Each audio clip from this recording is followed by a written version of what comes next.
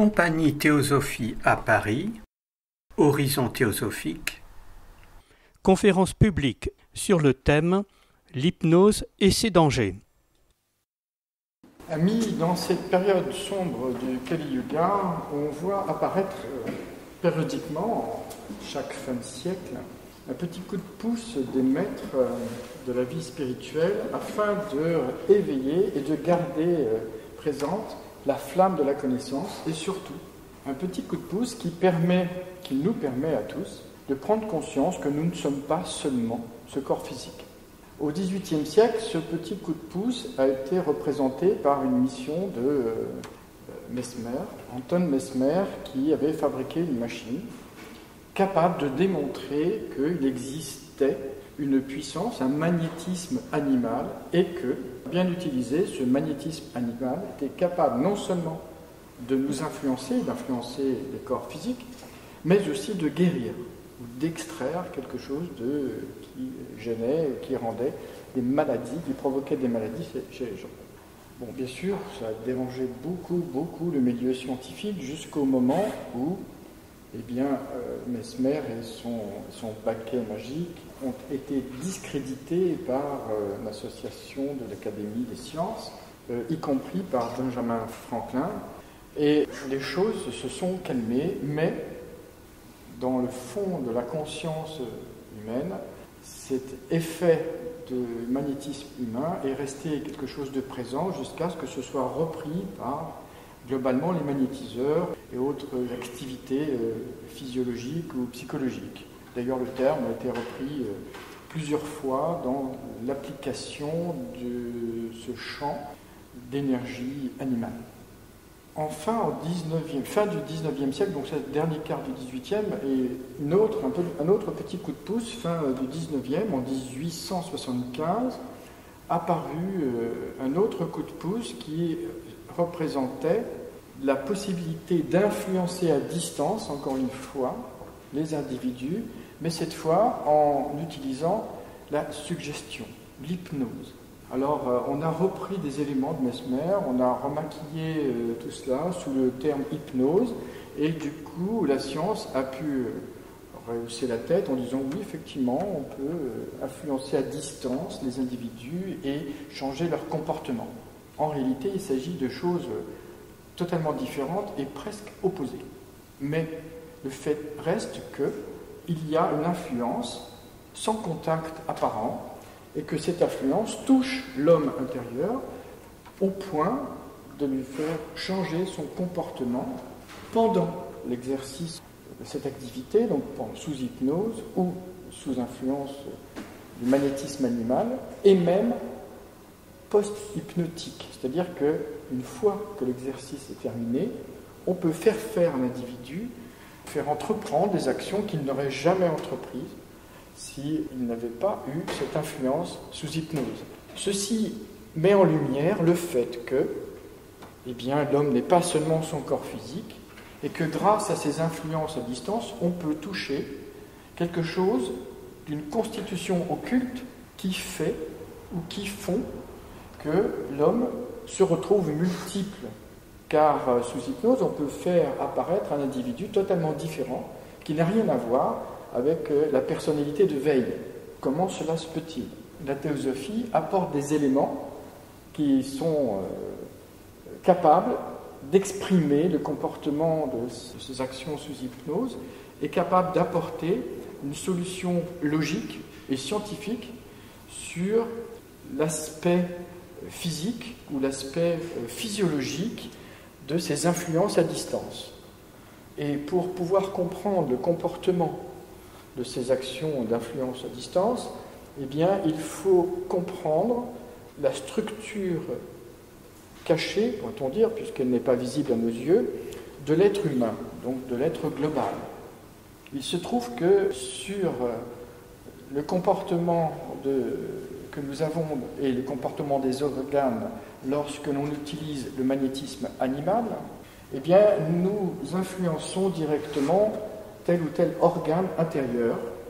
Comment cela se peut-il ? Il est possible, cette influence est possible parce que les organes physiques internes du corps sont calqués ou sont construits sur des centres d'énergie qui sont bien connus de tous les yogis, bien entendu, que l'on retrouve tracés un petit peu partout dans les écrits et les sciences occultes de l'Orient, les plexus solaires, etc. Mais beaucoup plus que ça, il existe, et les voyants peuvent voir, des organes qu'on dit fabriqués ou construits ou utilisant une couche de la matière invisible qu'on appelle la matière astrale, et que ces organes physiques sont fabriqués par agrégation de la matière sur ces organes astraux. Et il est possible de faire entrer en vibration, en corrélation, ces organes avec ce qui émane comme énergie, ce qui émane des éléments physiques comme le métal, comme un cristal, ou comme un animal, ou comme un autre être humain. La relation se fait en association, en équilibrant, en harmonisant la vibration moléculaire d'un matériau, comme le métal ou le verre, avec la vibration de l'organe. Ce n'est rien d'autre qu'une association de vibrations comme nous le faisons, comme la science peut le faire régulièrement, entre un téléphone et puis une antenne, entre une télévision et puis la captation d'une onde via un système plus ou moins sophistiqué. En fait, il y a un accord de vibrations qui font que l'un peut être influencé par l'autre. Et ceci dans les deux sens, en fait. Mais comment ça fonctionne intérieurement ? Pour ça, il faut rentrer dans la constitution septuple de l'homme. Enfin, on ne va pas détailler toute cette constitution, mais sachons que chaque organe interne est en relation avec l'homme intérieur. Et pourquoi cela se fait-il et pourquoi cette constitution existe ? Eh bien, parce que l'esprit que nous sommes, l'être immortel, cette essence divine, cette particule de lumière, du divin, appelons-la comme on veut, qu'on appelle Atma, pour ne pas utiliser le mot esprit ou âme, puisqu'il a une connotation plus ou moins cléricale. Donc cet Atma, cet esprit divin, a besoin pour s'exprimer et prendre conscience de ce qu'il est, a besoin d'un miroir, a besoin d'un support, qui est la matière. Or, il y a plusieurs niveaux de matière. La matière physique que nous voyons, que nous pressentons avec nos organes physiques, qui ne sont rien d'autre que des capteurs, mais il y a une matière plus subtile, qui ne serait pas dénigrée par la science d'aujourd'hui, qui, avec les instruments que nous avons développés, voit la matière sous forme d'atomes, et en fait, ce n'est que du vide, avec quelques atomes qui s'agrègent dans un lieu et qui forment cette table.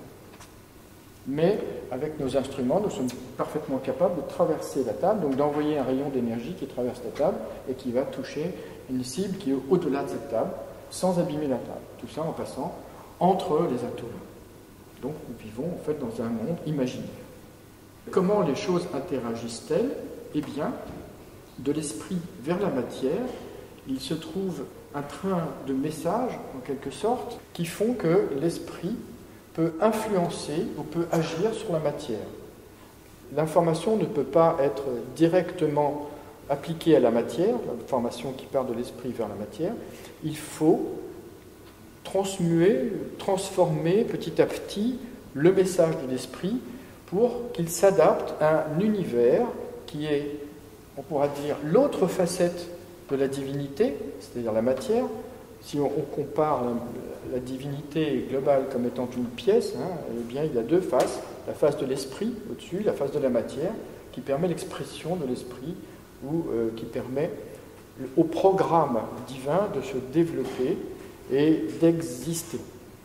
Donc, pour que ce message puisse agir sur notre plan de tous les jours, eh bien, il faut petit à petit, on dirait entre guillemets le dégrader, mais enfin l'adapter en termes de force, de puissance et de vibration à un espace, un univers dans lequel il puisse s'exprimer. Ceci se fait par des couches successives en descendant de l'esprit jusqu'au corps physique. Et on se rend compte que les organes que nous utilisons et les sens que nous utilisons ne sont rien d'autre que des capteurs qui captent des informations périphériques et qui remontent l'information, qui remontent l'énergie au niveau des sens astraux intérieurs, qui eux-mêmes remontent l'information au niveau du cerveau astral. que c'est sur ce plan-là du cerveau astral que se fait l'association des idées et des expériences, et que le penseur, par le train d'association, crée une logique qui fait qu'il trouve une loi qui lui fait dire que si tel événement se produit, alors il va y avoir tel autre effet. Donc de la cause à l'effet, il trouve une association d'idées et il dit « ça c'est la règle ». Bon, ça c'est une machine à penser en quelque sorte. Et ce n'est pas terminé, puisque une fois qu'il a perçu les tenants et les aboutissants de ce qu'il a ressenti de son environnement, il peut, à son tour et dans l'autre sens, influencer ses organes pour les faire agir dans l'univers que nous connaissons tous, qui est l'univers quotidien. Comment ces organes puissent-ils leur énergie ? Tout simplement à travers la nourriture de notre corps. Lorsque nous ingérons de la nourriture, eh bien l'énergie qui est transmuée, qui passe de la nourriture vers l'organe, cette énergie a un certain taux de vibration, et chaque taux de vibration s'associe à l'organe qui lui va bien. Et donc, inversement, en utilisant la matière qui a le même taux de vibration, on peut influencer l'organe. Et plus que ça, le mental lui-même, c'est-à-dire le penseur intérieur, en se focalisant sur un organe, sur ses propres organes, peut influencer ses organes, et ou bien les sauver d'un état de décrépitude avancée, ou bien au contraire les rendre malades. C'est l'auto-hypnose ou l'auto-guérison. D'ailleurs, c'est un système qui a été repris par la Christian Science, la science chrétienne, qui utilise cette faculté du penseur en se focalisant sur l'organe malade pour le faire guérir. Et la théosophie prévient que, bon, certes, c'est le début de la sagesse de pouvoir utiliser cette force de l'esprit en association avec ses propres organes, mais que c'est plein de dangers, ce genre d'activité est plein de dangers pour la bonne et simple raison que nous ne focalisons que sur la maladie de l'organe, mais pas sur ses causes.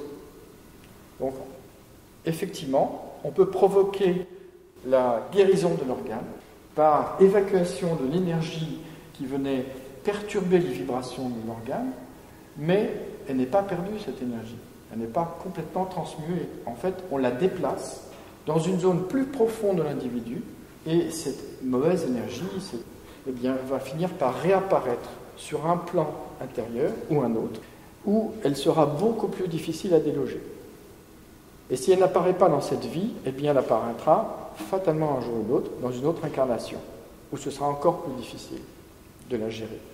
Donc, méfiance, bien sûr, ceci n'interdit pas d'agir, mais si on agit toujours en se focalisant sur notre propre bien-être, on perd l'essence même de notre vie, à savoir pourquoi nous vivons, quelles sont les causes de notre mal-être, quelles sont les causes de nos maladies, quelles sont les causes qui font que la famille va mal, les enfants vont mal, quelles sont les causes qui font que la nation va mal, que les gens ne se comprennent pas, se détruisent, n'ont pas confiance en eux. Qu'est-ce qui fait que la planète est entièrement malade ? C'est uniquement dû à nos propres actions individuelles. Et les actions, ce n'est pas seulement agir avec nos muscles, avec nos mains, avec nos bras, c'est aussi notre pensée. Et c'est avant tout notre pensée.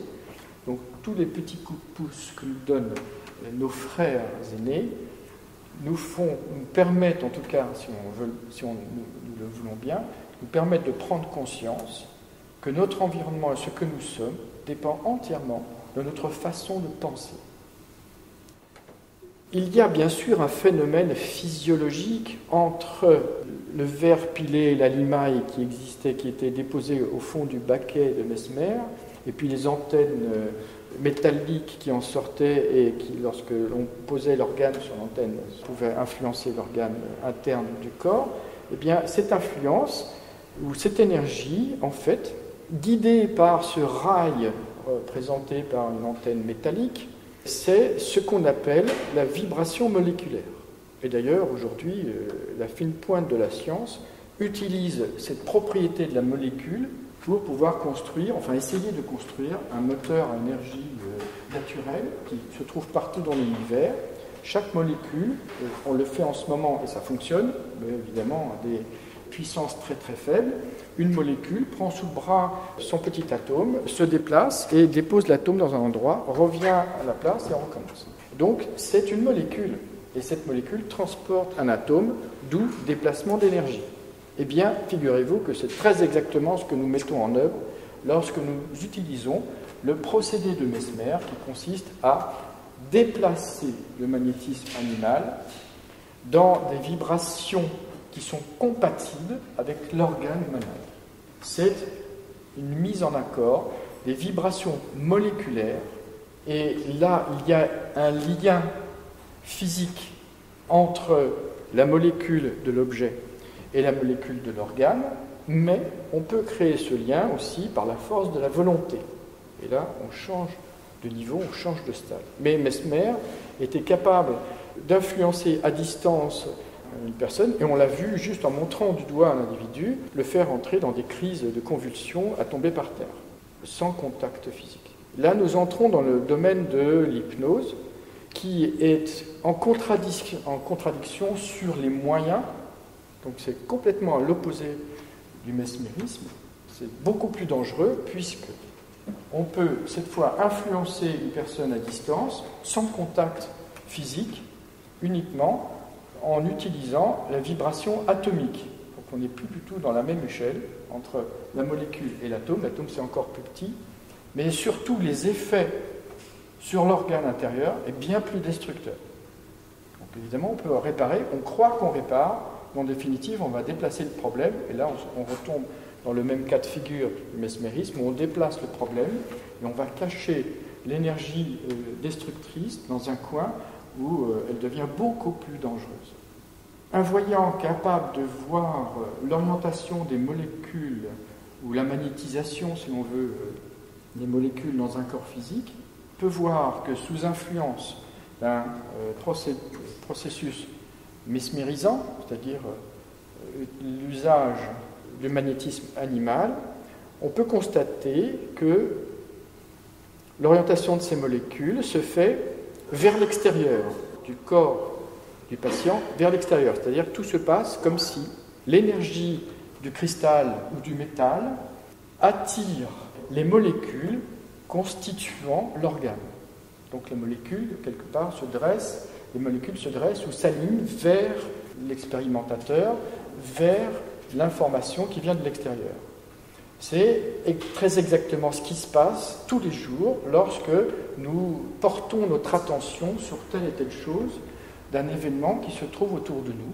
C'est très exactement ce qui se passe naturellement lorsque nos organes, la vision, le sens, etc., se penchent ou s'associent à un événement qui se passe autour de nous. Lorsque nous portons notre regard vers un objet, eh bien nous sommes attirés.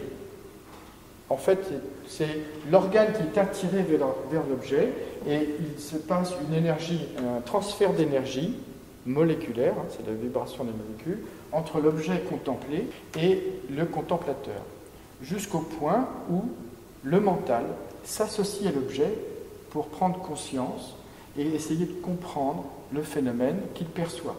Ceci à travers l'organe et à travers tous les niveaux, les 7 couches de l'individu. Alors on n'a pas fait le détail, mais, et puis bon, c'est pas très utile ici de comprendre quelles sont ces 7 couches. Donc chaque organe, en définitive, est capable de fonctionner sur 7 plans, du plan le plus physique, le plus bas, jusqu'au plan le plus élevé, le plan de l'esprit. Et c'est vrai pour tout l'individu et pour tous ces sous-couches, en quelque sorte. Revenons sur le phénomène de l'hypnose, où on a dit qu'il s'agissait de vibrations atomiques. Là, c'est l'inverse. Dans ce sens où c'est l'opérateur qui vient influencer l'organe par une force, par une association, une mise en vibration de sa propre pensée, de sa propre volonté, vibration qui se met en accord avec l'organe intérieur.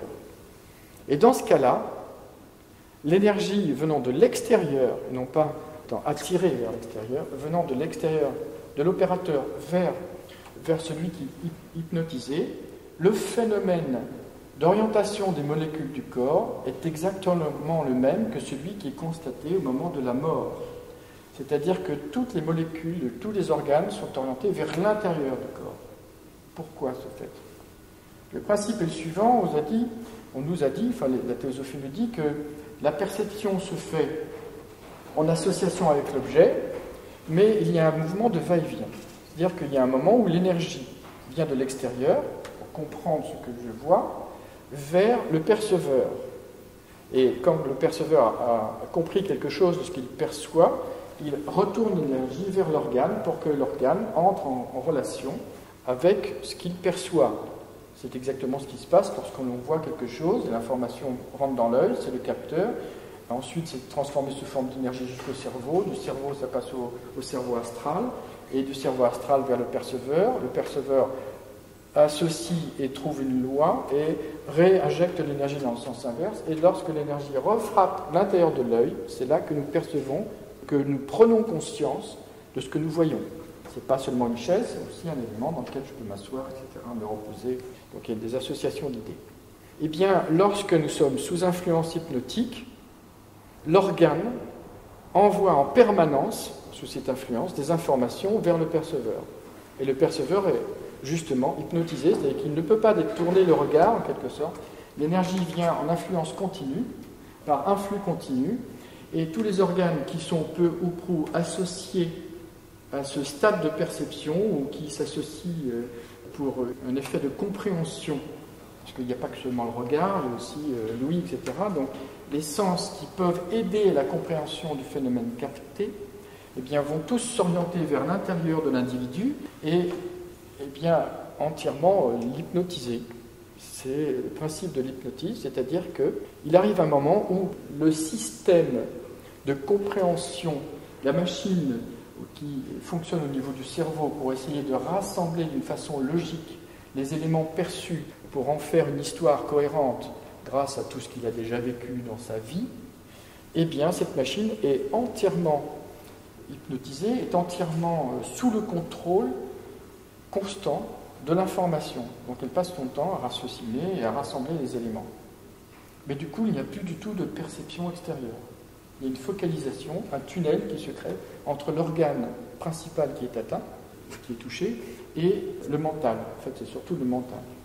Et cette partie intérieure de l'homme, qui est entièrement prise par cette activité, eh bien, coupe l'homme intérieur, celui qui conçoit, c'est-à-dire l'intelligence, ou on dira l'étincelle Atma, enfin, bon, l'homme intérieur qui est au-dessus et qui permet de faire des choix, ne peut plus accéder à sa propre machinerie parce qu'elle est entièrement prise par le fonctionnement de ce qu'elle perçoit.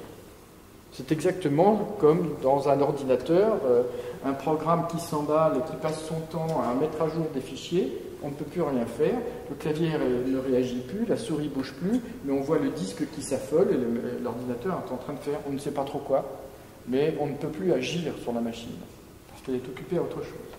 Là, c'est un petit peu la même chose. Sur les plans intérieurs, enfin, on doit comprendre que c'est possible parce que dans ce que nous sommes, eh bien, il y a plusieurs niveaux. Nous sommes ce perceveur intelligence, cette lumière issue du divin, cet esprit, cet atma, pour lequel tout l'univers existe en définitive. Cet esprit divin est en relation avec le corps physique par différentes couches. Donc si on coupe les relations à un certain niveau, le corps physique va continuer de fonctionner sans l'esprit.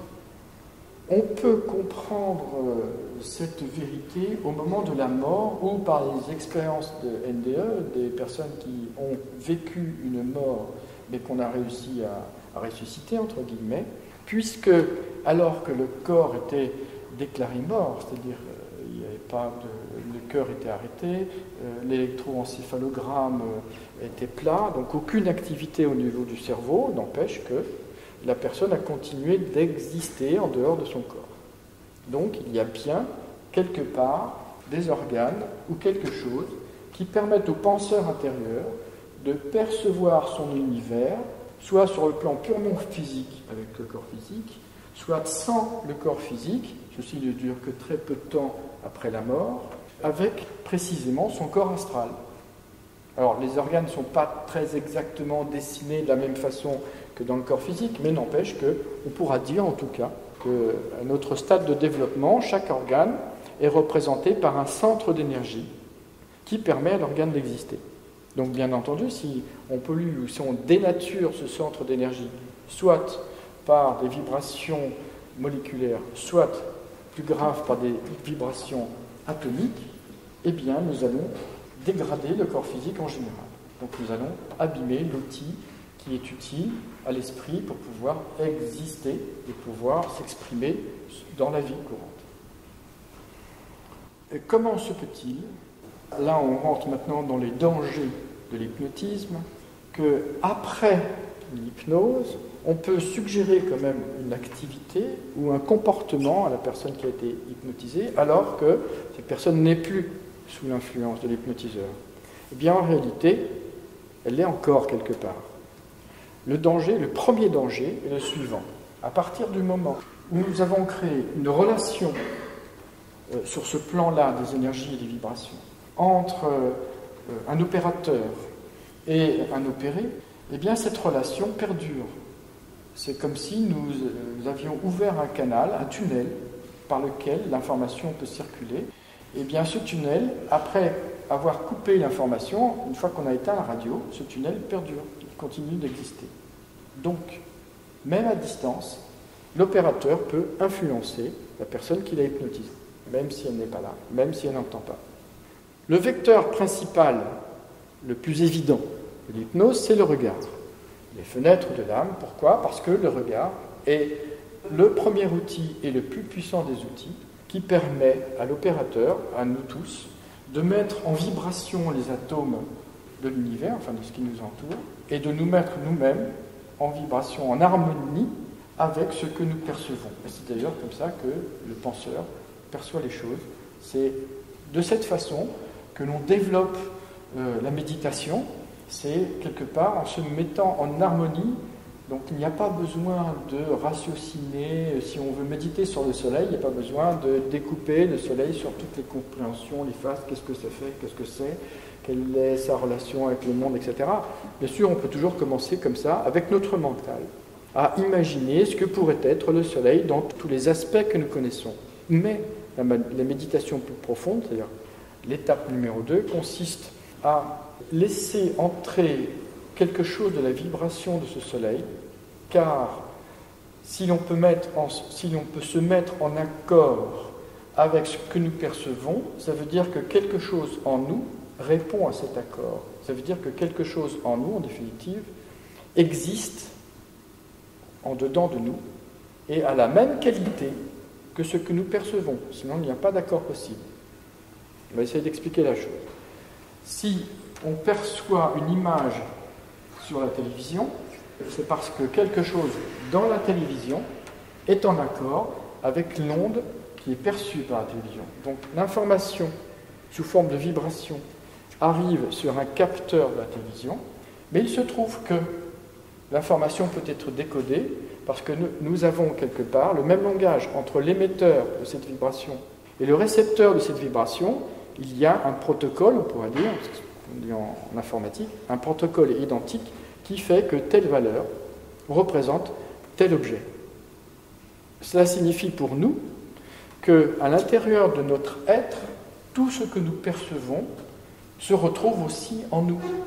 La chaleur, l'amour, la haine, le froid, tout ce que nous voyons, ce sont des vibrations qui existent aussi en nous et que nous mettons en accord entre l'être intérieur et le grand être extérieur. Donc nous sommes en définitive formés de toutes ces vibrations que nous voyons à l'extérieur. Nous sommes formés du soleil, nous sommes formés de la poussière d'étoiles, nous sommes formés des autres. Ce que l'on perçoit de l'autre, c'est très exactement ce qui existe aussi en nous. Il n'y a aucune différence fondamentale entre un être et un autre. Il n'y a aucune différence fondamentale entre un être d'un règne et un être d'un autre règne. Il n'y a pas de différence fondamentale entre un homme et un animal si l'on se place sur le plan de l'esprit, de la conscience, car l'esprit est partout.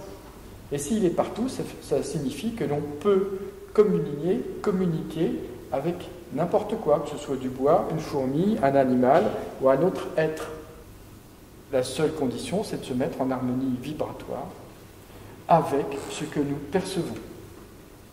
Lorsque l'hypnotiseur influence une personne, il influence d'abord un organe, sans le savoir, mais c'est la voie la plus simple, soit par le regard, parce que c'est plus facile, c'est le premier vecteur le plus puissant qui permet d'influencer son entourage, soit par la volonté. Or, la volonté, en fait, est beaucoup plus puissante que le regard.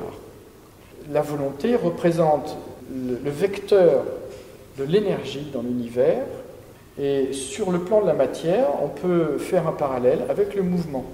Donc la volonté, c'est le mouvement de l'énergie, ou permet de mettre en mouvement l'énergie de l'univers pour appliquer cette énergie et ce mouvement sur notre entourage globalement. Eh bien, l'hypnotiseur va mettre en œuvre ce mouvement, cette énergie, sur un organe et l'entourage de cet organe, c'est-à-dire les organes qui fonctionnent ensemble pour pouvoir apporter une certaine compréhension logique à l'être intérieur. Il va programmer l'information de façon à ce qu'elle se déclenche à un certain moment, sans son intervention et d'une façon automatique. De cette façon, on peut très bien, et évidemment l'expérience a été faite plusieurs fois, de déclencher un acte criminel, donc un faux acte criminel, où la personne, à heure dite, la personne qui a été influencée sous hypnose, à l'heure dite, prend un coup de papier ou n'importe quoi et fait le simulacre d'assassiner le médecin qui était là présent, le docteur qui devait participer et être témoin de la scène. Et lorsque ce moment est passé, bien sûr, la personne redevient elle-même, mais ne se rappelle absolument pas de ce qu'elle a voulu faire, de ce qu'elle a tenté de faire. Donc évidemment, tentative de crime, vol, etc. Donc, à heure dite, au moment dit, la personne a fait l'acte qui lui avait été télécommandé sous hypnose. Donc ça, c'est un danger extrêmement important. Il a fallu attendre les années 2000 pour que l'hypnose soit reconnue par la science pour les procédures d'antalgie, enfin les procédures de sédation qui permettent à l'hypnotiseur d'être en relation avec le patient qui doit être opéré sans produits chimiques et en supprimant totalement l'effet de douleur pendant l'opération. Donc la première opération retentissante est faite sous hypnose, c'est l'ablation d'un sein. Ça, c'était quand même en 1800, dans les années 1800. Hein. Et c'est seulement en 2004 que les procédures de sédation par hypnose ont été reconnues officiellement par le comité scientifique et le comité de l'association des personnes qui s'occupent de sédation. La théosophie et les théosophes disent bon, c'est très bien, bien sûr, c'est le début de la sagesse et de la connaissance, sauf que le danger persiste et on ne devrait pas laisser entre toutes les mains le pouvoir d'hypnose à n'importe qui, fût-il même médecin. Parce que, premier danger, il est possible, une fois que l'association a été faite, entre l'opérateur et l'opéré, de réitérer les phénomènes d'hypnose à distance sans que l'opéré en ait conscience. Deuxièmement, plus l'opérateur ait un aspect matériel, physique et grossier, plus il aura de pouvoir sur l'opéré. Plus ce sera facile pour lui de développer de la force et de la puissance pour influencer à distance la personne qui a été hypnotisée. Et on a vu aussi le cas, autre danger, c'est la perte de contrôle de l'hypnotiseur sur son patient. C'est-à-dire qu'en fait, tout se passe comme si quelque chose prenait possession de l'hypnotisé dans son état hypnotique et sans qu'on puisse rien faire, sans que l'on puisse réagir. Et de fait, cela signifie que non seulement les règnes que nous connaissons sont des règnes physiques, minérales, végétales, animales, humains, mais il existe aussi des règnes qui sont en dessous et au-dessus. Donc au-dessus, les frères de l'humanité qui continuent d'exister et d'essayer d'agir dans ce monde sans utiliser de corps physique, c'est-à-dire qu'ils ont atteint, déjà, ils sont en classe supérieure, ils ont atteint un stade d'évolution où ils peuvent agir uniquement avec leur corps astral. Ils ont développé ce qu'on appelle un corps astral permanent, mais il y a aussi des êtres inférieurs, dans le monde inférieur, qui continuent d'exister, qui nous entourent, qu'on ne voit pas, qui ne nous voient pas, sauf dans certaines conditions harmoniques. eh bien, ces êtres peuvent très bien prendre possession de l'organe parce que ça va bien, parce que l'association vibratoire leur plaît bien. Ils s'installent là et ils utilisent l'organe et on ne peut plus rien faire. Donc, l'être intérieur, le penseur, est coupé de sa machine. Il est là, présent, mais dissocié. Il ne peut plus agir, il ne peut pas prendre le volant, il ne peut plus toucher aux pédales. Et là, c'est très très grave parce qu'on se retrouve projeté dans un univers qui n'est pas le sien, dans une espèce de plan astral inférieur. Le corps fait les bêtises qu'il veut et de l'extérieur, on voit quelqu'un qui est devenu fou, quoi. Il n'y a plus de sens de logique, etc. Donc quand ça se produit sur des laps de temps assez courts, ça va bien, tout le monde a eu peur, mais les choses rentrent dans l'ordre. Mais quand c'est permanent, eh bien c'est fini, quoi. Il faut avoir un maître sous la main capable de changer l'association, de briser cette association, de faire d'interagir pour que l'être astral, entre guillemets, s'échappe et va qu'à ses occupations et laisse la place à l'être intérieur. Donc nous avons vu influence à distance post-hypnotique, nous avons vu perte de contrôle, mais on peut aussi développer des maladies, notamment des maladies ou des crises d'hystérie, qui apparaissent alors que, évidemment, il n'y avait pas de crise d'hystérie chez le patient précédemment. Crises d'hystérie qui peuvent être de plus en plus dangereuses par dérèglement des vibrations de certains organes. Crise d'hystérie, ou bien, avec tout ce que cela peut représenter de tragique dans la vie de tous les jours, ou bien développement de maladies nerveuses en général. Maladies nerveuses, puisqu'on touche à ce stade, uniquement le fonctionnement vibratoire des organes, donc de l'être intérieur, qui va évidemment perturber le système lymphatique, le système nerveux, puisque c'est le premier système qui est sous les feux du projecteur lorsque l'on touche aux énergies du corps. C'est le système nerveux qui, lui, directement en contact avec les influx vibratoires des champs opératoires de la conscience. Pour accéder sans danger à ce genre de pouvoir, il faut comprendre le soi intérieur, avec un S majuscule. Comprendre l'association et l'identité que nous avons tous, comprendre le germe qui agit en chacun de nous et cette étincelle de conscience qui n'est pas fondamentalement séparée les uns des autres. Donc en fait, on peut imaginer une super conscience dont nous sommes les éléments issus, nous sommes des étincelles, et que nous rapportons l'expérience à cette super conscience, mais que nous sommes la goutte d'eau, consciente d'elle-même, enfermée et plongée dans cet océan qu'est l'océan du cosmos. Mais nous sommes des gouttes d'eau conscientes de nous-mêmes. Lorsque nous percevons les choses intérieurement comme étant ce soi, alors nous serons peut-être capables d'agir comme ce soi. Et agissant comme ce soi, nous agissons dans le sens de la fraternité. Et dans ce sens de la fraternité, il ne peut pas y avoir de contradiction entre moi et lui, il ne peut pas y avoir de peur, il ne peut pas y avoir de méchanceté.